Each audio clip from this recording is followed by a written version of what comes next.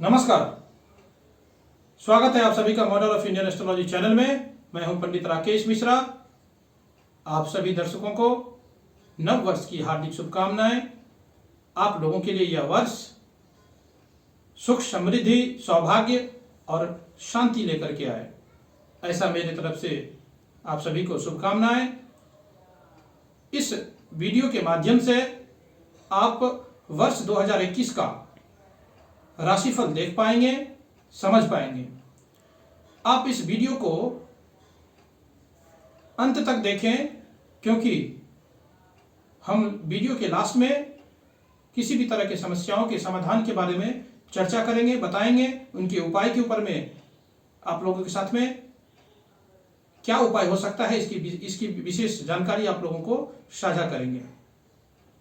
2020 तो कोरोना के कारण परेशानी, ऑलमोस्ट सभी लोग इस कोरोना के रीजन से त्रस्त थे, पर आने वाला 2021 हमारे लिए कैसा होगा, इस पर मैं विशेष चर्चा करेंगे। 2021 के शुरुआत की अगर हम कुंडली की बात करें तो आपको पता चलेगा कि कन्या लग्न से इस साल की शुरुआत हो रही है, जो कि एक अच्छा और शुभ लग्न है और ये एक शुभ संकेत भी है। ये कन्या लग्न बुध का लग्न है। साथ ही आप देखेंगे कि साल का जो नंबर है 2021, तो आप अगर नंबर वाइज देखें तो 2 + 2 + 1 = 5, यानी 5 नंबर। यहां पर मैं अंक ज्योतिष के हिसाब से अगर देखा जाए तो अंक ज्योतिष में 5 नंबर को बुध का नंबर कहा गया है, माना गया है। और वहीं बुध लक्ष्मी का स्वामी है। इसका मतलब साफ है कि बुध से हम फाइनेंस, अर्थव्यवस्था, इकोनॉमी, व्यापार, इन सभी का आकलन करते हैं, समझते हैं। ऐसे भी बुध को विष्णु स्वरूप कहा गया है ज्योतिष में। यह लग्न तो बहुत ही शुभ है। बुध जो लग्न का स्वामी है वह चौथे घर में बैठा है। साल की शुरुआत में देखें तो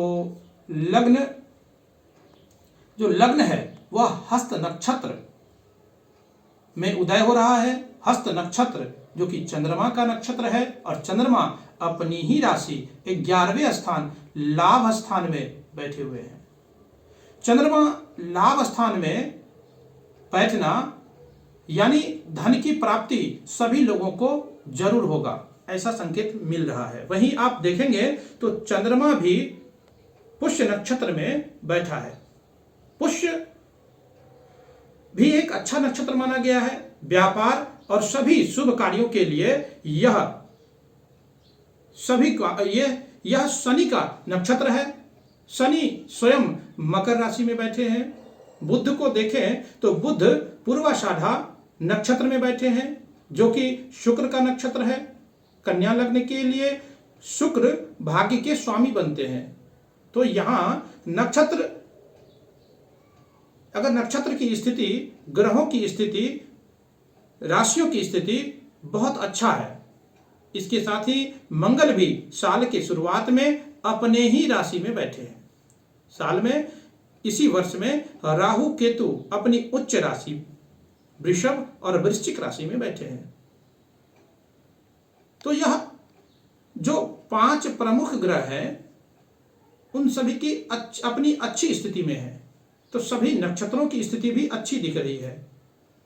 और ऐसे भी एक जब स्वास्थ्य वाचन करते हैं तो उसमें एक मंत्र भी आता है, तदेव लग्नम शुदिनम तदेव तारा बलम चंद्र बलम तदेव विद्या बलम देव बलम तदेव लक्ष्मी पते तेंग्रियुगम स्मरामि। यानी इसका मतलब यह है कि चंद्र का बल, तारा का बल, विद्या का बल, देवता का बल देख लीजिए। अगर लक्ष्मी पति की आराधना से, उनके नाम से शुरू होता है तो सब कुछ शुभ होता है। तो इसको ऐसे भी समझ लीजिए। तो साल की शुरुआत का जो लग्न है लक्ष्मीपति का ही लग्न है और साथ में नक्षत्र चंद्र देवता का सबका बल अगर देखा जाए तो बहुत अच्छा है। यह साल सबके लिए अच्छा जाना चाहिए, ऐसा हमें मानना चाहिए। आइए देखते हैं पूरा साल हमारा जीवन कैसा रहेगा।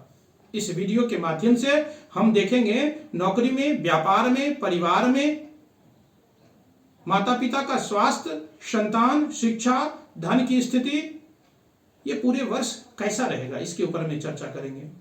लेकिन अगर आप मैरिड हैं तो आप, अगर शादीशुदा हैं तो आप अपने पार्टनर का भी, राशि का भी विचार करना चाहिए, क्योंकि पति पत्नी के कर्म और भाग्य आपस में जुड़ जाते हैं।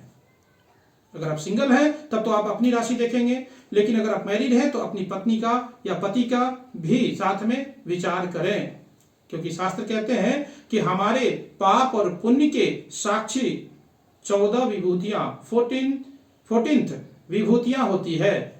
वो कौन से हैं? तो सूर्य, अग्नि, आकाश, वायु, इंद्रियां, चंद्रमा, संध्या, रात, दिन, दिशाएं, जल, पृथ्वी, काल व धर्म, ये 14 विभूतियां हैं। और हमारे 12 राशियां होते हैं, उनमें से 2 सूर्य और चंद्रमा जब घूमते हैं तो 12 और +2 = 14th, तब हमें पाप और पुण्य का फल मिलता है। यह फल पति पत्नी को मिलकर भोगना पड़ता है, इसीलिए दोनों की, तो इस हिसाब से पति पत्नी के कुंडली का साथ में विश्लेषण जरूर करना चाहिए। इससे आपको अच्छे से आप अपने आप को समझ पाएंगे। साथ में जो ग्रह फल हमें मिलते हैं उसका एक और पॉइंट नोट करना चाहिए कि हमारी कुंडली में क्या महादशा चल रही है, क्या अंतरदशा चल रही है। गोचर के हिसाब से जो, क्योंकि जो हमारे पास फल मिलते हैं उसके महादशा क्या है, अंतरदशा क्या है, गोचर में क्या चल रहा है, उसके हिसाब से फल मिलते हैं। इसीलिए इसका भी हमें पूर्ण रूप से ध्यान रखना चाहिए।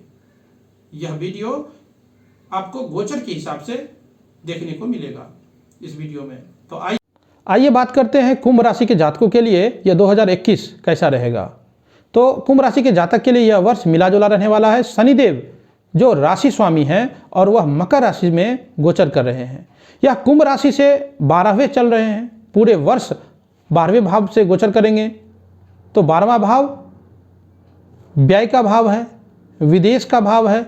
जो विदेश जाने का विचार कर रहे हैं या प्रयत्न कर रहे हैं, PR के लिए अप्लाई किए हैं, उनको शनिदेव विदेश पक्का लेकर के पहुंचा देंगे। जो विदेश नहीं जाना चाहते हैं, अपने घर पर ही कार्यरत हैं, अपने घर पे ही हैं, तो उनके लिए खर्चों में अधिकता लाने का प्रयत्न करेंगे। यहाँ शनि की साढ़ेसाती जैन 2020 से ही शुरू हो चुका है। यह साढ़ेसाती का पहला चरण है। यह प्रथम चरण आपके सर के ऊपर से हो रहा है। सर के ऊपर यानी शनि का गोचर चिंताओं में वृद्धि करता है, कंफ्यूजन की स्थिति को पैदा करता है। कुंभ राशि का चिन्ह है घड़ा, और घड़े में हम या कलश में हम धन रखते हैं। आप देखते होंगे लक्ष्मी जी के फोटो में घड़ा में धन रखा हुआ है। इसका मतलब राशि की कुंभ राशि, शनि की कुंभ राशि धन की राशि मानी जाती है। ऐसे भी देखें तो काल पुरुष की कुंडली में कुंभ राशि 11वें भाव के स्वामी है। कुंभ राशि 11वें भाव में होते हैं। तो 11वें भाव क्या है? लाभ का भाव होता है, इच्छा पूर्ति का भाव होता है, आय का भाव होता है, इनकम का भाव होता है, जहां पैसे हम कमा सकते हैं। तो यह राशि बहुत अच्छी राशि है। कुंभ राशि शनि के मूल त्रिकोण राशि कही गई है। लेकिन चूंकि आपका यहाँ साढ़ेसाती का पहला चरण चल रहा है और साथ ही शनिदेव राशि से 12वें बैठे हैं, साथ ही साथ शनिदेव 24 जनवरी से लेकर के श्रवण नक्षत्र में होंगे, और श्रवण चंद्रमा का नक्षत्र है। चंद्रमा कुंभ राशि के लिए 6ठे भाव का स्वामी है। यह एक तरह का बंधन योग बना रहा है। इस बात का विशेष ध्यान रखना चाहिए कुंभ राशि के जातकों के लिए। किसी प्रकार के कानूनी अड़चने, कोर्ट कचहरी के मामला या फिर बीमारी, क्योंकि चंद्रमा के नक्षत्र में शनि का बैठना ऐसा कर सकता है। छठा भाव रोग का, रिपु का, ऋण को दिखाता है, शत्रु को दिखाता है, रोग को दिखाता है और ऋण संबंधी, लायबिलिटी संबंधी कार्य को दिखाता है। तो इसीलिए सावधान रहें, अफवाहों के ऊपर में ध्यान न दें, वाणी पर में नियंत्रण रखें, क्योंकि शनि की तीसरी दृष्टि आपके वाणी भाव पर में दिख रही है और यह वाणी में कटुता लाता है। वाणी दोष से समस्याओं में घिर सकते हैं। बृहस्पति भी 5 अप्रैल तक अपनी राशि से 12वें ही चल रहे हैं। तो बृहस्पति जहां होते हैं वहां के फल में वृद्धि कर देते हैं। यहां खर्चों में बढ़ोतरी को देखा जा सकता है या दिख रहा है। खर्चे बीमारी में या फिर कोर्ट कचहरी के मामलों में या फिर लड़ाई झगड़ों से हो सकता है। आप उलझ गए तो शनि की साढ़े साथी है, शनि आपको फंसाता चला जाएगा। तो आपको अपने आप को बचाने के लिए संयमता से रहें, संयम बरत के चलें, धैर्य रखें। अपनी कटु भाषा से बचना चाहिए। आपको अपनी आदतों पर नियंत्रण रखना चाहिए। शनि जो आपके राशि स्वामी है वो 12 जनवरी से 14 जनवरी 14 फेब तक अस्त रहेंगे। राशि स्वामी का अस्त होना अच्छा नहीं है, यहां समस्या हो सकती है। वर्ष के शुरुआत में मंगल आपके राशि से तीसरे भाव में अपनी राशि में या रहेंगे। मंगल आपको हिम्मत बना करके रखेगा, हालांकि यहां 22 फरवरी तक यहीं रहेंगे। इस हिम्मत का, इस कॉन्फिडेंस को आप मिसयूज ना करें, गलत यूज ना करें।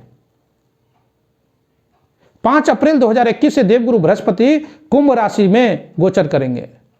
15 सितंबर तक यहीं रहेंगे, फिर 15 नवंबर से 21 नवंबर तक वापस मकर राशि में जाएंगे। 21 नवंबर से पूरे वर्ष के अंत तक यहीं रहेंगे। गुरु के 2 बार गोचर होगा गुरु का। जब गुरु कुंभ राशि में होंगे 5 अप्रैल से लेकर के 15 सितंबर तक स्थिति बहुत बेहतर रहेगा, आपके पक्ष में स्थिति होगा, क्योंकि गुरु लग्न से 5वें दृष्टि से 5वें भाव यानी शिक्षा, संतान, विद्या को देखेंगे। वहीं 7वीं दृष्टि से आपके व्यापार और पत्नी भाव, दाम्पत्य जीवन को देखेंगे।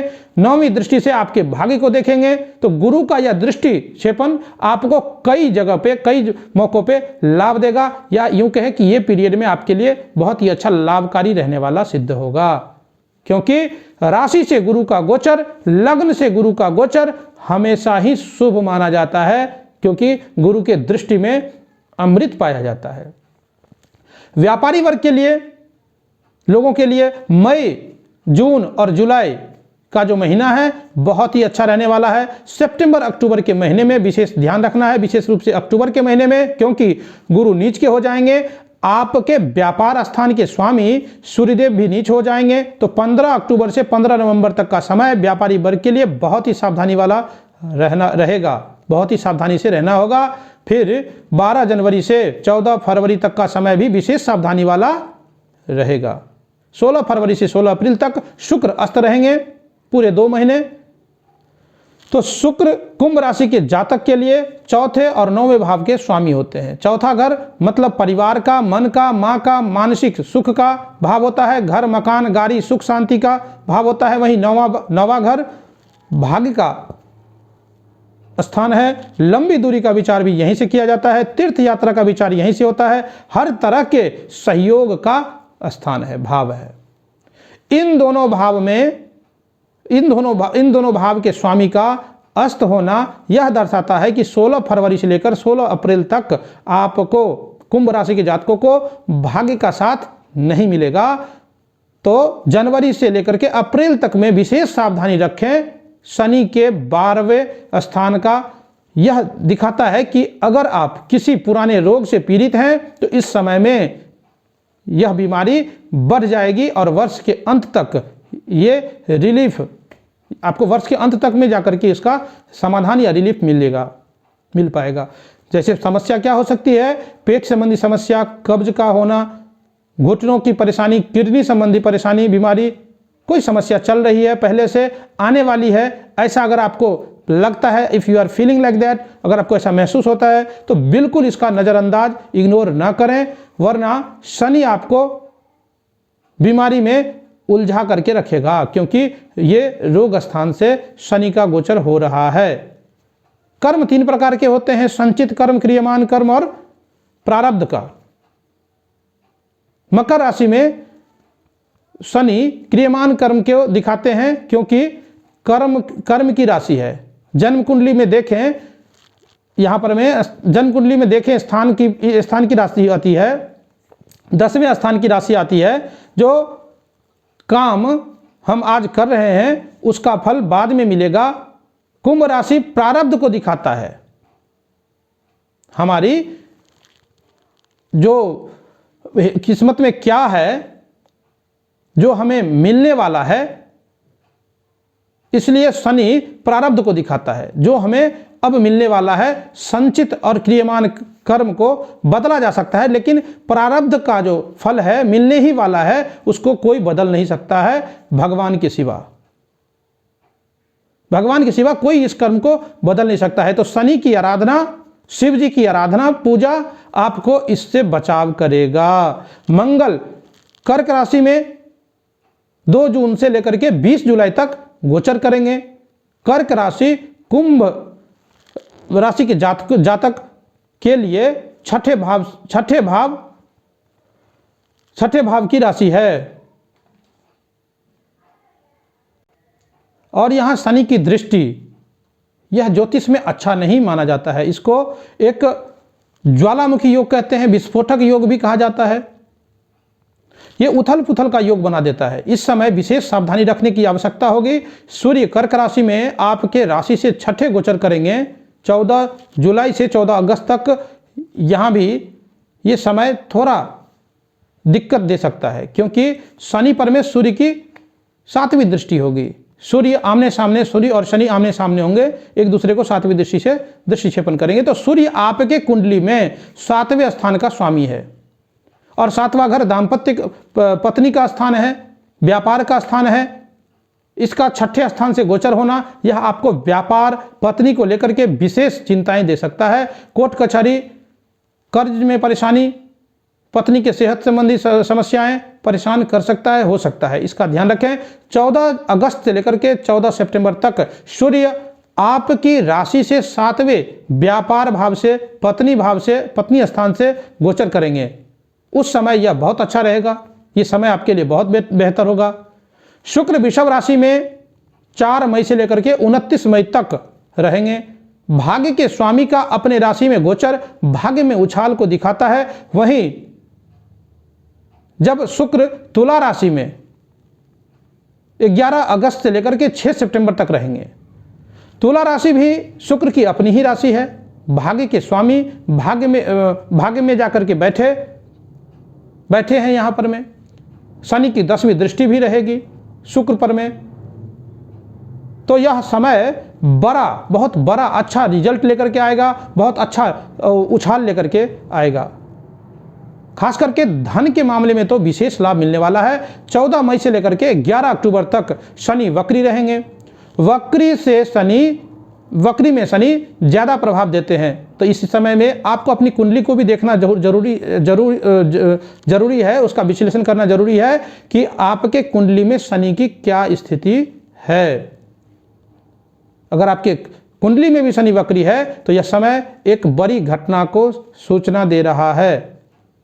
इसलिए अपनी कुंडली को भी देखना चाहिए। अच्छा होगा या बुरा, यह आपकी कुंडली के ऊपर में भी निर्भर करेगा, शनि की स्थिति पर में निर्भर करेगा। इस समय में बहुत घूमना पड़ेगा, व्यर्थ की यात्राएं हो सकती है, बेकार के कार्यों में, बिना मतलब के कामों में व्यर्थ की अपना समय और धन दोनों को व्यय करेंगे। इस बात का ध्यान रखना है। इस समय को पैसे जितना आप कमाएंगे या जितना आएगा उससे ज़्यादा खर्च होने की संभावनाएं दिखा रहा है, ऐसे पता चलता है। तो आप अपने पैसों को ज़्यादा संभालें, अच्छे से संभाल करके चलें। इस वर्ष में खास करके उपाय के बारे में बात करें कि कुंभ राशि के जातकों के लिए क्या उपाय होगा इस वर्ष में किसी भी तरह की परेशानी से बचने के लिए।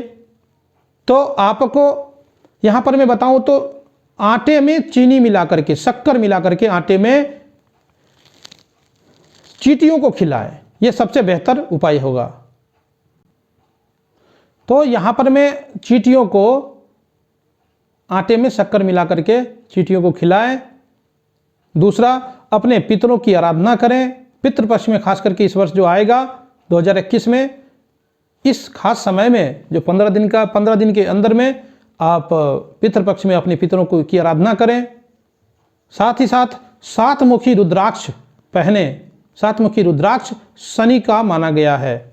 हर ग्रह का एक मुख होता है रुद्राक्ष में, तो एक मुख होता है, तो 7 मुखी धारण करने से भोलेनाथ भी प्रसन्न होंगे और शनिदेव की प्रसन्नता भी आपको मिलेगी। इसी रुद्राक्ष के ऊपर में आप शाम के समय शनि के बीज मंत्र का जाप भी करें। ओम प्राम प्रीम प्रौं सह शनिश्चराय नमः, इसका जाप करें। 1 माला करें, 1 से अधिक करें, इससे आपको फायदा मिलेगा। खास करके हनुमान जी की पूजा अर्चना करते रहें। हनुमान चालीसा का पाठ, सुंदरकांड का पाठ, रुद्राष्टकम का पाठ, जितना संभव हो आपसे करेंगे, फायदा मिलेगा। ये वर्ष में आपको जहाँ कहीं भी परेशानी आएगी, उन सभी परेशानियों से आपको समाधान या निजात दिलाएगा। यह वर्ष चैलेंजिंग हो सकता है। राहु केतु या चौथे और 10वें से गोचर कर रहे हैं।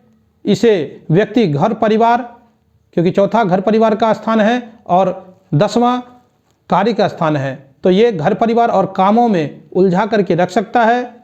घर पे ध्यान देंगे तो काम का नुकसान होगा, काम पे ध्यान देंगे तो घर पे ध्यान रहेगा। घरेलू समस्याएं दिमाग में आएंगे और वो दिमाग में आएंगे तो काम पे फोकस नहीं रहेगा। तो यह गोचर थोड़ा अच्छा थोड़ा कम अच्छा ऐसा चलेगा। यह वर्ष मैं कामना करता हूँ कुंभ राशि वाले जातकों के लिए मंगलमय रहे। आप सभी दर्शकों के लिए अभी तक अगर हमारा ये वीडियो अभी तक हमारा ये चैनल अगर सब्सक्राइब नहीं किया है तो आप सब्सक्राइब करें, लाइक करें, शेयर करें। आशा करता हूं आप लोगों को हमारा ये कार्यक्रम अच्छा लगा होगा। तो ये था कुंभ राशि के जातकों के लिए वर्ष 2021 का राशिफल। आज के लिए बस इतना ही। जय सिया राम, जय श्री कृष्ण।